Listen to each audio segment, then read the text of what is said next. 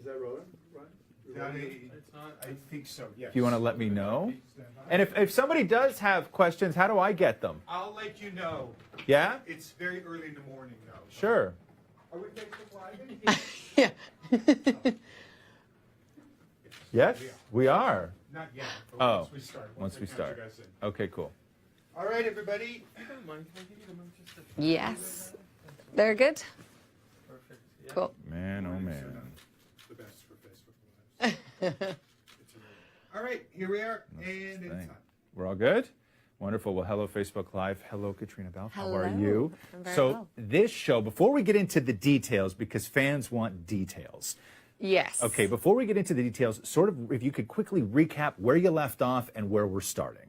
Right. So we left off at the end of season 2 where Claire is in the 60s. Yes. She finds out that Jamie actually survived the Battle of Culloden and that it is possible that she could go back and find him. Right. So it's a big moment of hope. It's a big moment in the show.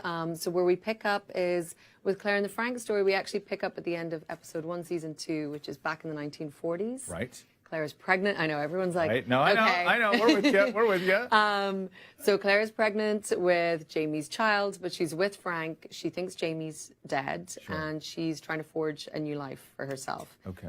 And with Jamie, we pick up on the actual battlefield of Culloden. When you read this, I'm sure you have a great handle on it now, but what was the process to sort of wrap your head around where the show was going when it does do the thing it does?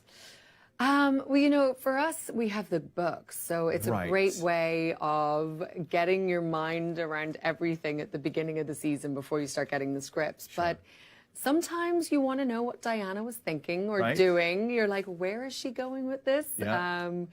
But it's amazing. I mean, I don't dare pretend that I understand her time traveling rules. Right. I think it exists very much in Diana Gabaldon's mind, and we all just sort of nod and go, okay.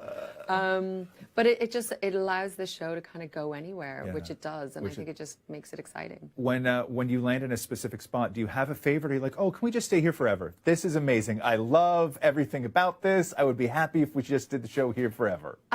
Well, I love different parts of different things. I mean, when we get to, like, Sam and I think we're both 2 kids. We're the happiest when we're getting to horse ride across mountains and, you know, in these beautiful Scottish glens and stuff. So that feels very much like our show, but you know, the ease of the 1960s clothes, I'm like, if I could wear these clothes but go back in time, that would be I was that going would to be say great. it. And it cuts down on the day, too.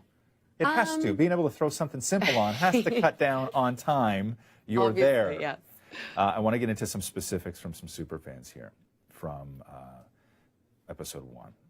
So, quote, some pretty major things happen in this episode, which we already know. Jamie finally gets his revenge on Blackjack.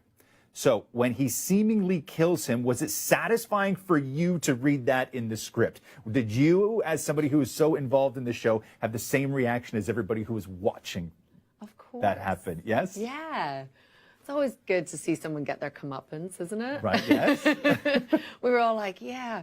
No, I mean, it's a great moment. It's a great moment in the show. And I think, I mean, obviously, we do love Tobias. So, Yes, I mean, no. there's always a part of you that's like, oh, poor Tobias. But Yeah. no, for Blackjack, yeah. Get rid of him. The baby has red hair like Jamie, not Frank. Explain. You know, I just don't know how that happens. Maybe there was a latent gene in Frank's ancestry. I don't know. Something. When you are on a show like this, and I've had these conversations with other people who have been on some fantastic shows, does it suck in a small way that because you're on this show, you can't watch the show like fans can? Like, would you be a fan of this show if you weren't on it? I mean, I'm sure I would. But I got to do a little bit of that this season. Right. Because, you know, Jamie's story and Claire's story is very separated. Right. So I think Sam and I both, we would sort of get the scripts and be like, his bit, his bit, his bit, his bit. Oh, me again. And then, so I definitely came to the first few episodes with, Yeah. like, virgin eyes. Really? I didn't know what was Do going you on. watch? Because some people don't. Some people choose not to. I have to, You just do. because it's been over a year since we filmed the first few episodes, Yeah. just to remember I feel like I have amnesia. Yeah. Like I don't remember what was in what episode, and because we don't film them all in a linear way, true. so to be able to talk about it and to be able to remember what you did, Right. I watched them once. What do you do when you finally come out of that world, when they, say cut on the last day of a season? What do you do to sort of, what's the one thing you do that you know will separate you in life from that person you are on that show? Cut my hair? No.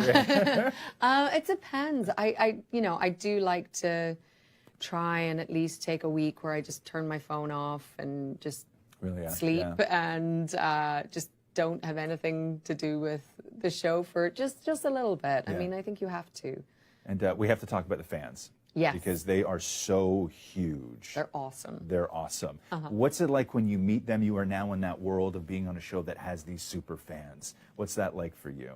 Well, I think I'm in a really fortunate position because I'm kind of like the sister to them all. So Yeah. they just want to come up and tell me nice things, but also they want to share their personal stories with me, which is, it's quite moving, and you feel really privileged to be in a position where people feel a connection to you. Yeah. So that's always been, I guess that's been one of the most surprising things about, Yeah. being part of a fandom. But I get great gifts as well. I get lots of great candy, and I get like a lot of paintings, which I adore. Yeah. So yeah. With a show like this, you tend to run into fans who know more about the show than you do. Definitely. How do you handle those situations? I smile a lot, Yes. and I go, yes, that's exactly what we were doing. And it's funny because you'll see it on Twitter and stuff like that, where they're like, but this is the moment where this happened, and you're like, oh, I should know that, but. Question was, are you Team Frank or Team Jamie? Brackets. Is anyone even Team Frank? I have a very soft spot in my heart for Frank. Do you? Yeah. I mean, everyone can have muscles if they go to the gym all the time, but he's a smart man. He's tender, and he's like bookish and a bit nerdy. Yeah. And Okay. Nerdy's good. Okay, I dig that. I wanna play a quick game with you here, if we could. Oh. So we have some iconic kilts. Okay, I'm going to show you the kilt, and you tell me either what the character is or what it is from. Oh God. Any idea? That looks like Gladiator. Oh, so close. So Oh, close. Is it The is other it- Gladiator. What do you mean? There's another Gladiator? You know what I mean? Same era. Badass. I'm really bad at all this stuff. Braveheart. Oh, Mel really? Gibson. Is that Braveheart? Yeah, Mel Gibson. I didn't think he was as leathery. And they did not take Like his costume, not him. It doesn't have a head. You're not leathery, Russell Crowe. They did not take his freedom. Here's another one. Very short kilt, by the way. Television actor had done this, had done a movie. I mean, Really- it looks like a Spice Re- Girl kind of skirt.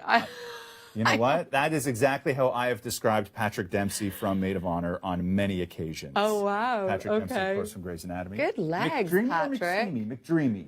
McDreamy. He's got some, good legs there. Okay, here we go. Classic kilt. This is a man who has a certain set of skills.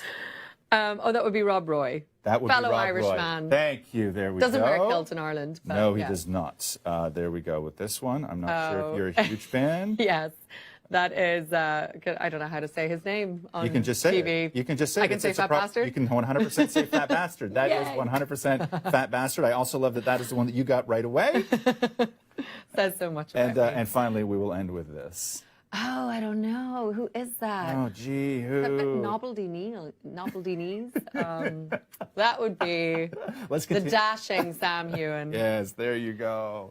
And while we have you here, and while everybody is on Facebook, if you would like to take this opportunity really quickly while everyone is watching to just say something to the fans here and the fans around the world, I'm sure that they would love it. All right. Well, I hope at this point you've all seen episode 1. We loved making this season. Thank you for supporting us, and please tune in Canada. It's Yes. Sunday nights, 9 o'clock on W Network.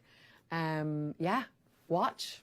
Please. And before I let you go, do you know how it ends this season? Are you that far into the scripts? Are you in? Oh, we finished filming. Oh, you finished filming. yeah. Oh, so you know. Oh, I know. Do you have I'm not people- telling anybody, Do you have though. people in your life that are dying to know that you then have to lie to family? I make up my own endings, and I Do you just I lie? feed them different rumors to find out so who the then I rat know is, exactly. right? That's the smartest thing to do. See? Thank you very much. I Thank appreciate you. it.